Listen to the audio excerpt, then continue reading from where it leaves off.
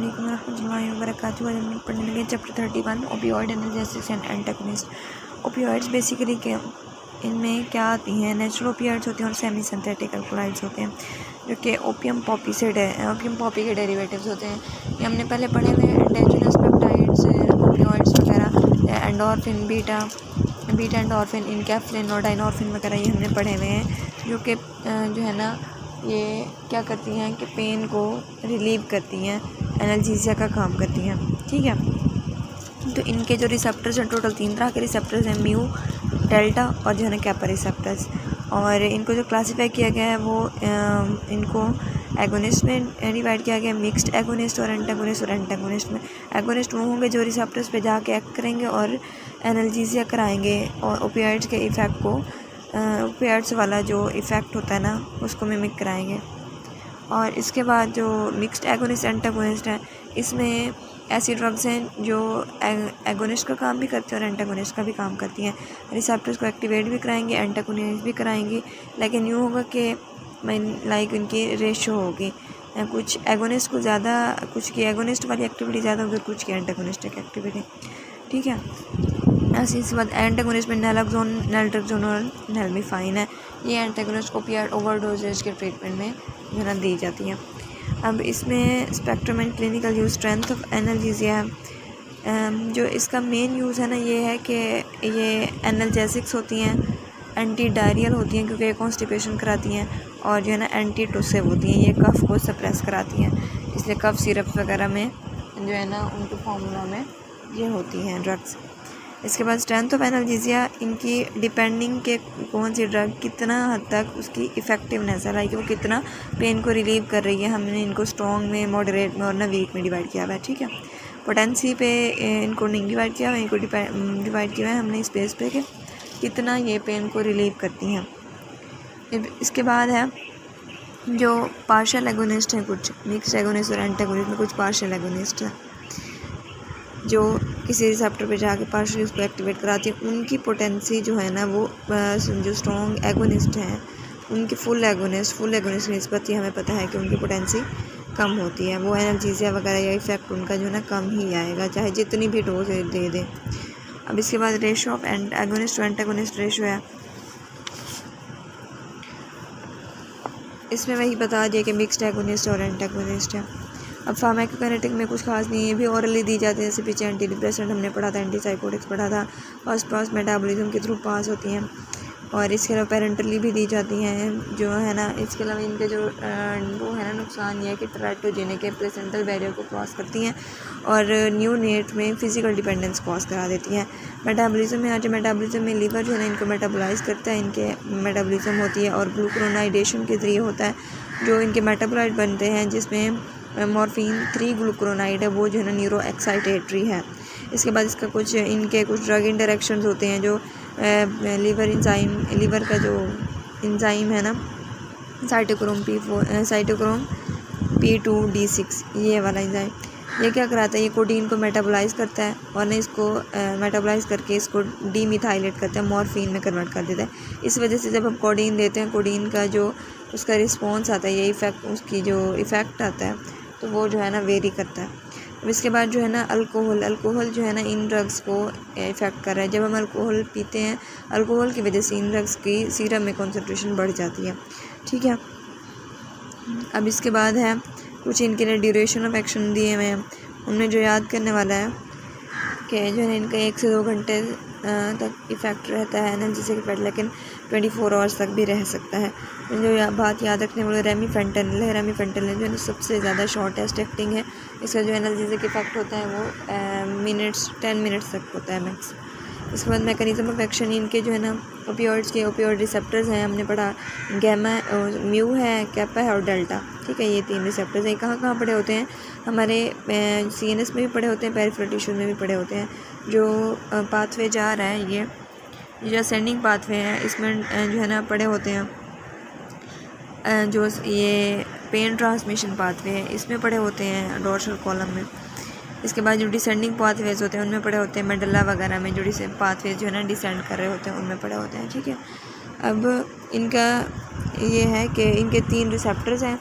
अब जो mu receptor है उस पर एक्ट करती है बीटा एंडोर्फिन, और जो डेल्टा है उस पर एक्ट करती है एनकेफ्लिन, और जो कैपा है कैपा पे एक्ट करती है डाइनोर्फिन्स। ठीक है, तो जब ये एक्टिवेट कराते हैं इन रिसेप्टर्स को, ये ओपियोइड्स उनके ओपियोइड जो है ना उनको एक्टिवेट कराते हैं, तो क्या है कि जो म्यू है म्यू क्या कराते हैं, म्यू रिसेप्टर्स मीडिएट कराते हैं रेस्पिरेटरी डिप्रेशन को, जो डेल्टा है जीआईटी मोटिलिटी को कम करते हैं और जो है ना सेडेशन वगैरह करवाते हैं, और जो कैपा वगैरह कैपा रिसेप्टर्स हैं, कैपा रिसेप्टर टॉलरेंस जो है ना डेवलपमेंट में इंपॉर्टेंट है।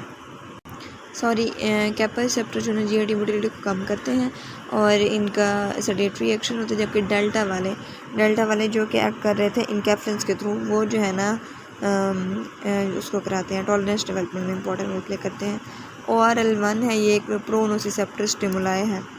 ठीक है, और फेनन ओपियोइड रिसेप्टर लाइक सब टाइप 1 रिसेप्टर।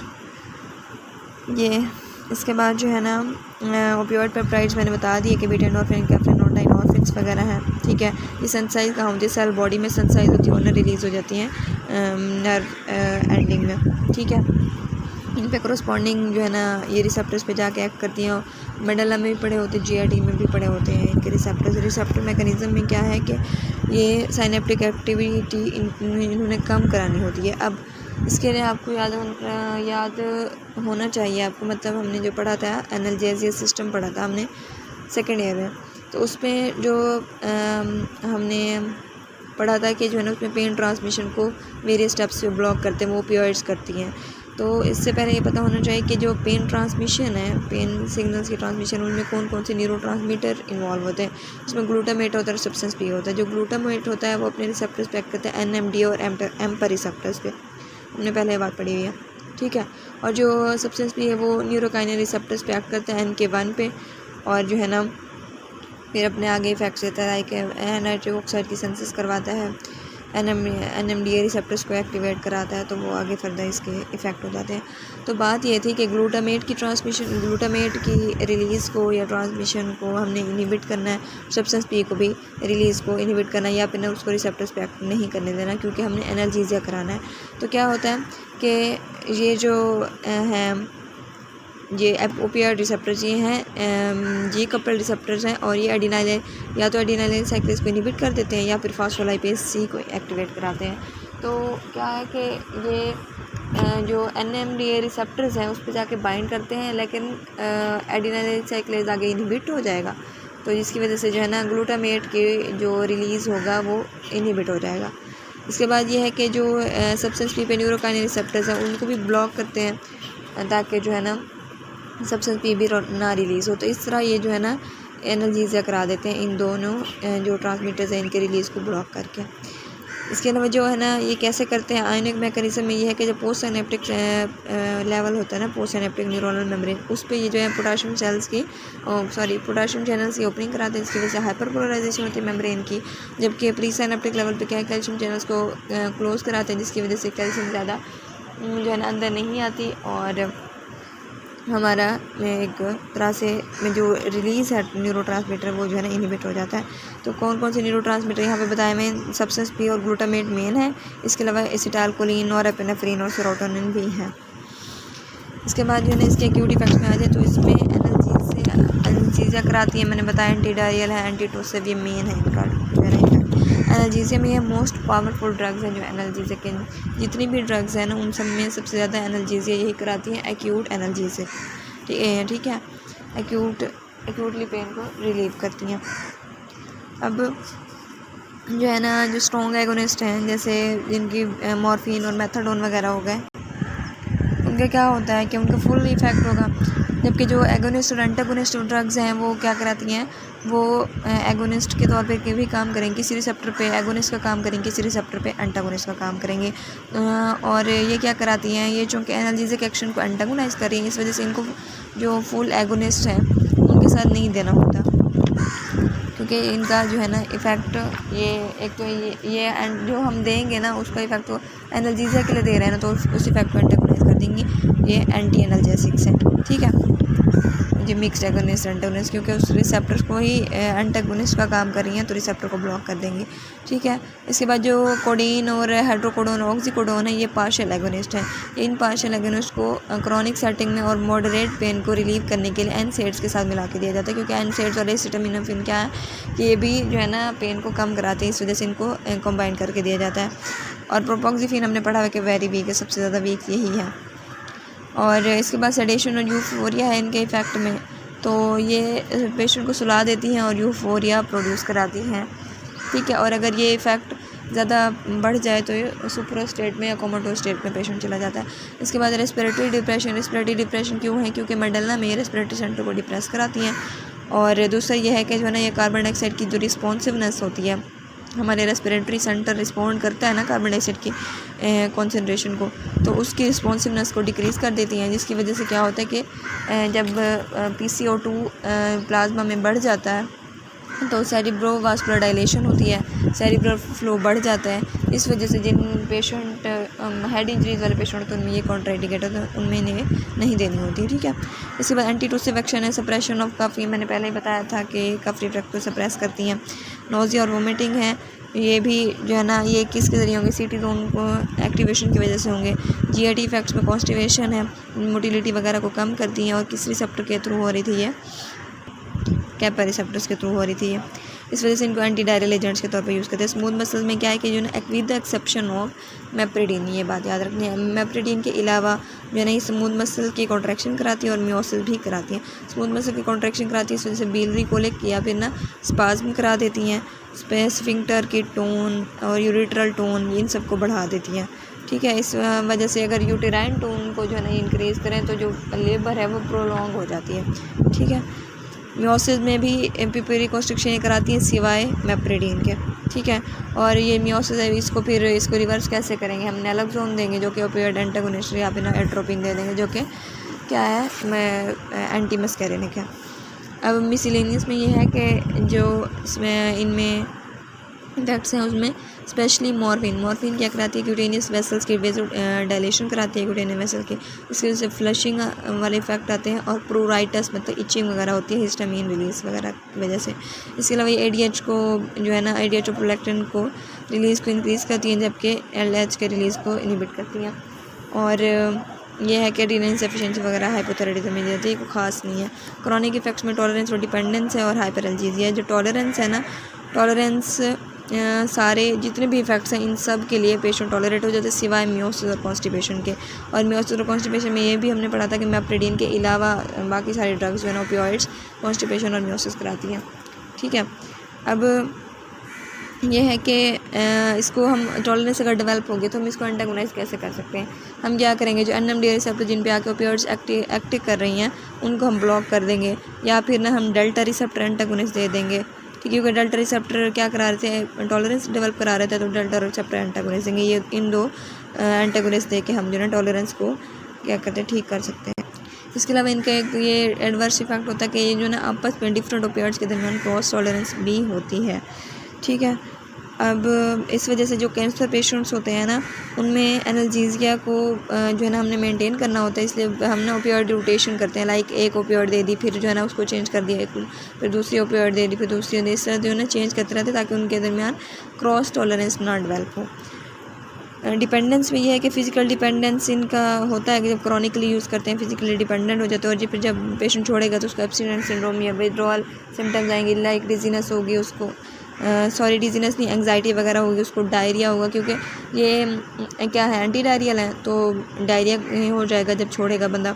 और उनको एंग्जाइटी होगी क्योंकि ये सेडेटरी इफेक्ट प्रोड्यूस करा रही है, यूफोरिया प्रोड्यूस कर, उसको एंग्जाइटी हो जाएगी, इसके लिए उसको मसल एक्स होंगे और जो है ना उसको लैक्रिमेशन वगैरह होगी। और प्रेसिपिटेटेड एब्स्टिनेंस सिंड्रोम के साथ है precipitated withdrawal syndrome. Precipitated withdrawal syndrome तब होता है जब ओपियाइड एंटागोनिस्ट को एगोनिस्ट के साथ दे दिया जाता है, और या फिर ओपियाइड एंटागोनिस्ट को फिजिकली डिपेंडेंट इंडिविजुअल के साथ दे दिया जाता है। क्योंकि जो फिजिकल डिपेंडेंट इंडिविजुअल उसको तो एगोनिस्ट चाहिए, ऊपर से हम फिर एक तो वो डिपेंडेंट है उसको चाहिए एगोनिस्ट ओपियोइड्स वगैरह, और ऊपर से हम जो है ना एंटागोनिस्ट दे दें, इस वजह से जो विथड्रॉल सिम्टम्स हैं वो प्रेसिपिटेट कर जाते हैं। हाइपरएल्जीजिया या प्रोलॉन्ग यूज़ करेंगे तो क्या हो जाएगा, ये बहुत ज़्यादा जो है ना वो पेन को एग्जैसरबेट कर देंगे, सेंसिटाइजेशन करा देंगे। थोड़ा सा भी हाथ लगेगा और उसको बहुत ज़्यादा पेशेंट थोड़ा सा टच होगा या थोड़ी सी ही लगेगी तो उसको पेशेंट को बहुत ज़्यादा पेन होगा, ठीक है। और ये किसके थ्रू हो रहा है, ब्रैडिकाइनिन और जो है ना एनएमडी रिसेप्टर्स के थ्रू ये इफ़ेक्ट्स हो रहे हैं। जाहिर सी बात है इनके जो है ना इन्हीं के थ्रू ही ये एक्ट कर रही थी। ब्रैडिकाइनिन और एनएमडी रिसेप्टर को जो है ना जो सब्सटेंस भी है वो ब्रैडिकाइनिन या न्यूरोकाइनिन 1 रिसेप्टर के थ्रू एक्ट कर रहा था और एनएमडीए उसका रिसेप्टर है ग्लूटामेट का। इसके बाद क्लिनिकल यूजेस में ये है कि जो ना मॉडरेट टू सीवियर पेन में यूज़ किया जाता है इनको, और मॉडरेट टू सीवियर पेन में हम किसके और क्रॉनिक सेटिंग में भी जो है ना हम किसको एसिटामिनोफेन या एनसेड्स के साथ देते हैं इनको। और ये है कि जो फेंटेनाइल ड्रग है उसका इफ़ेक्ट जो है ना 72 आवर्स तक भी होता है और ये प्रोलॉन्ग्ड एनाल्जेसिया कराती हैं। इसके बाद और कुछ खास नहीं है। कफ सप्रेशन में कोडीन और डेक्स्ट्रोमेथोर्फोन है, ये ओसीटी ड्रग्स हैं।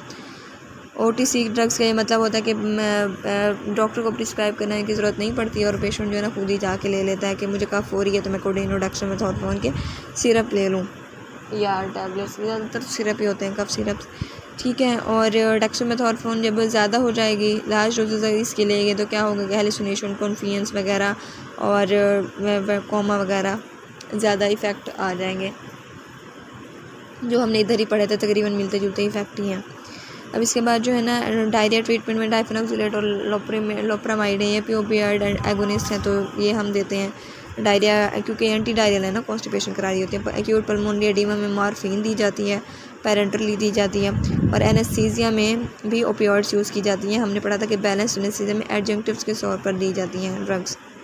हमने पीछे पढ़ा था ना कि फेंटेनाइल और जो है ना रेमिफेंटेनिल, मॉर्फिन वगैरह इनको जो है ना दिया जाता है बैलेंस एनेस्थीसिया में यूज़ किया जाता है। इसके बाद ओपियोइड